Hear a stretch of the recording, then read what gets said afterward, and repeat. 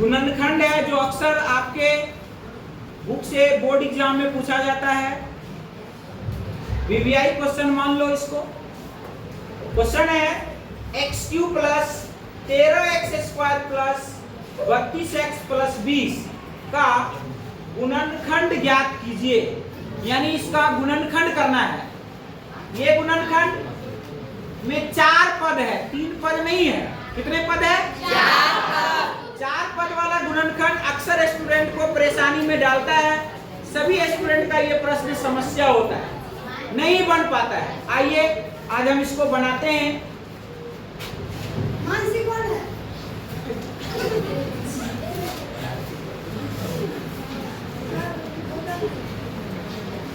प्रश्न है x³ plus 13x² plus 32x plus 20। x³ जोड़ 13x² जोड़ 32x प्लस 20। इस प्रकार के प्रश्न को हम लोग पीछे से हल करेंगे, इधर से बैक से। इसको 4 पद है, इसको हम लोग 6 पद बनाएंगे। कितने पद? 6 पद। ज्यादा भी बन सकता है, लेकिन हम लोग इसका हल पीछे से करेंगे। क्या लिखा हुआ है? 20। तो 20 लिखा हुआ है, इसका अगला पद भी 20 ही होना चाहिए। यहाँ क्या लिखा हुआ है? 20। दिमाग लगा करके देखो, ये 20 है, इसका पहले वाला पद 20 ही होना चाहिए। तो यहाँ 20 है तो हम लिख देते हैं 20। इसका अगला पद हम लोग 20x लिख देते हैं। लेकिन लिखना कितना है? लिखना कितना है? 32। लिखे कितना है? 20। कितना बचा लिखने के लिए? 12 और लिखना पड़ेगा। तो हम 12 और लिख देते हैं जोड़ करके। अब देखो 12x और 20x मिलाकर कितना हो गया? 32x। अब अगला पद है इसका 13x², इससे पहले वाला। अब हमको 12 के ही टर्म में आना चाहिए। किसके टर्म में? 12 के। तो 12x है, यहाँ 13x² है, तो हम लोग 12x² लिख सकते हैं। क्या लिख सकते हैं? 12 के टर्म में आ जाएगा, तो हम लोग लिख देते हैं 12x²। लेकिन आपको लिखना कितना है? 13x। आपने कितना लिखा? कितना कम लिखा? 1 और जोड़ दो। एक और जोड़ करके लिख दो 1x²। इसका अगला पद x³ है। मेरे कहने का मतलब ये हुआ, हम आपको एक तरीका बताए गुणनखंडन करने का। हम अगर लिखना शुरू करते तो उधर से ही लिखते, लेकिन आपके सहूलियत के हिसाब से हमने पीछे से हल करना सिखाया ताकि आप जल्दी सीख जाओगे। ये आपका तैयार हो गया। हमने बताया लास्ट में, पहले आप पद को देखो, लास्ट टर्म है 20, तो 20 के टर्म में ही इसको भी लिख दो। तो आपने क्या किया, यहाँ 20 था तो हमने 20x लिखा, 20 लिख दिया, लेकिन लिखना कितना था? 12 और जोड़ दिया, तो 20 का 20 टर्म बन गया। इधर 12x लिखा गया, लिखना है 13x², तो हम पहले 12x² लिख दिए, तो 12 का 12 भी टर्म बन गया। अब 12x² तो लिखना नहीं था, लिखना कितना था? 1x² और जोड़ दिए, तो 1 का भी 1 टर्म इधर बन गया। कहने का मतलब ये है कि अब हमारे पास कितने पद बन गए? देख लो ध्यान से। 6 पद। हमने पहले ही आपको बताया था, 4 को हम लोग 6 पद बना देंगे। अब 6 पद में देखो जोड़ा लगा लो, इसका जोड़ा इसके साथ, फिर इसके साथ, फिर इसके साथ। क्यों जोड़ा लगाएंगे? इस दोनों में से एक पद कॉमन आ रहा है। ध्यान से देखना, बोलो आ रहा है कॉमन? Yes sir. x³ और x² में देखो कॉमन क्या आएगा? x² कॉमन आएगा। क्या आएगा? x²। तो इस पद में x² को कॉमन कर लीजिए।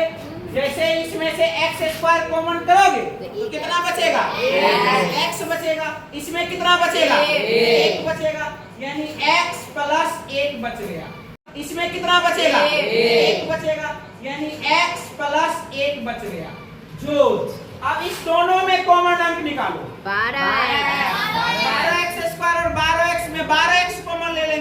तो 12x कॉमन ले लो, तो इसमें बच जाएगा x प्लस 1। इसमें x बचेगा, 12x कॉमन ले लिए तो नहीं कुछ बचा, तो कितना बचा?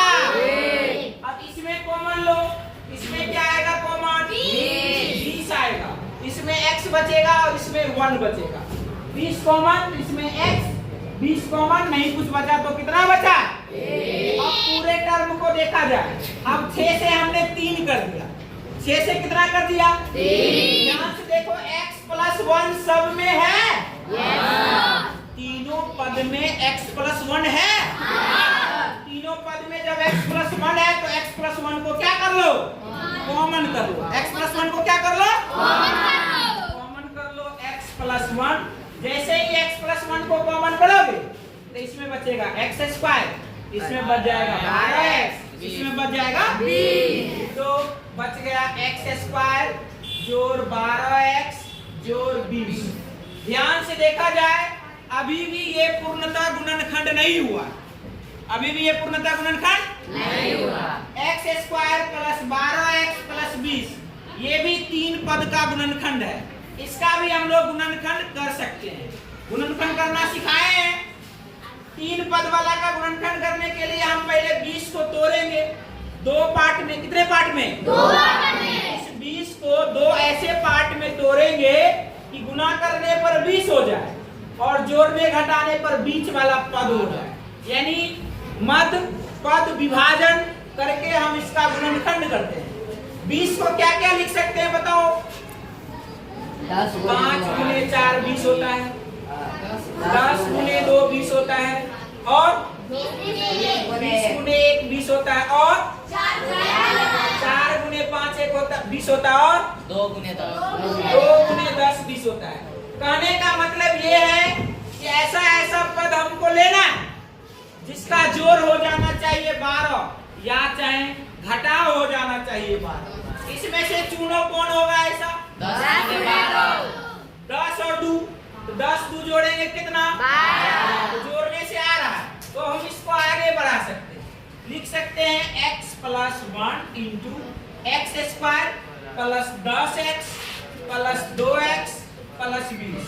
अब इसमें 4 पद बन गया, 2 में से फिर कॉमन ले लो, कॉमन लो तो बचा x प्लस 1, इसमें से कॉमन ले लो, x आएगा कॉमन? x कॉमन तो क्या बचेगा? x प्लस 10 बचेगा। इसमें क्या आएगा कॉमन?